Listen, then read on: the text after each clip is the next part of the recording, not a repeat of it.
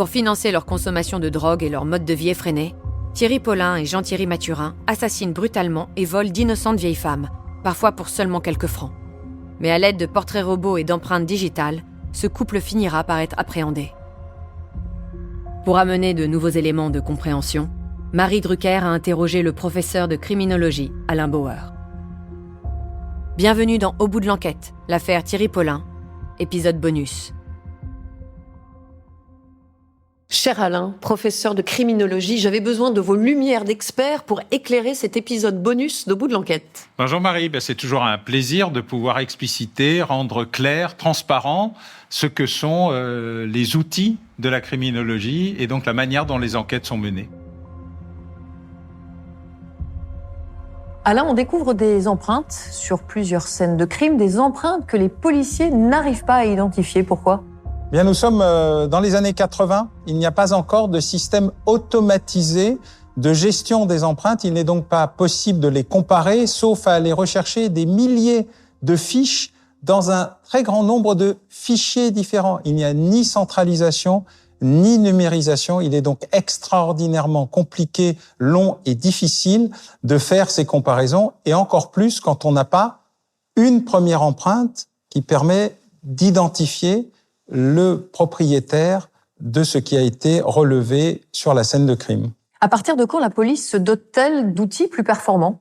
Alors c'est grâce à cette affaire et sous l'impulsion d'un commissaire de police de la brigade criminelle, Jean Dufour, que l'État va décider d'investir, de moderniser un outil qui date de l'époque Bertillon et qui a relativement peu bougé. C'est en 1987 que le FAED, le fichier automatisé des empreintes digitales, va commencer à être déployé.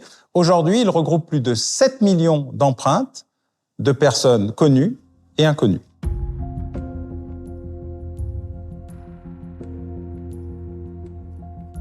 Thierry Paulin meurt en prison. L'action devrait s'éteindre, mais malgré tout, un procès va avoir lieu. Comment est-ce possible ? Alors Thierry Paulin avait reconnu 21 crimes dont il n'a jamais répondu dans la justice. 18 avaient été pris en compte par la police, mais des éléments d'enquête avaient permis d'en identifier une quarantaine d'autres.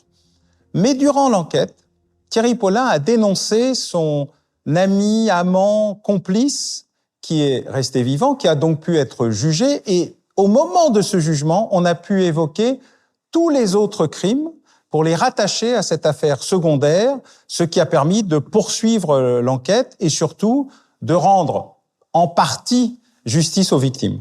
Est-ce un cas de figure fréquent ?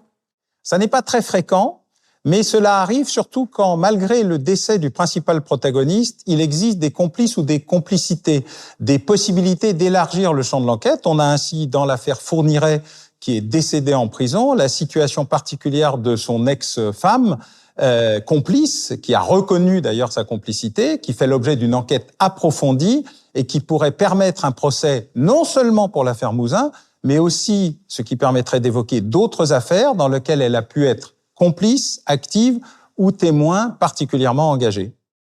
Merci Alain de nous avoir aidé à mieux comprendre les dessous de cette affaire. Je vous donne rendez-vous bientôt pour un nouvel épisode bonus d'Au bout de l'enquête. Oui Marie, merci et à très bientôt.